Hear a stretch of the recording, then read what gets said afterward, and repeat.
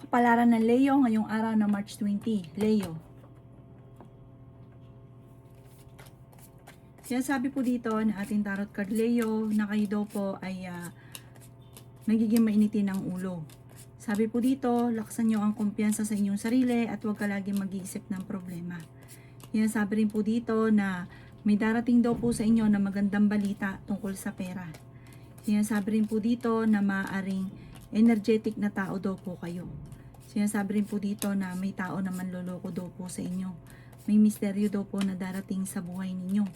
Sinasabi rin po dito na may paparating na magandang balita tungkol sa pera. Sinasabi rin po dito na pag-isipang mabuti ang bawat paggastos.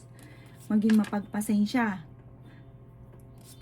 Sabi po dito, parang nawawalan ka ng kontrol sa paggastos. Kontrolin ang paggastos. Nanghihinaan ka daw po ng loob. Sinasabi rin po dito na ikaw daw po ay tumaya dahil pwede kang manalo.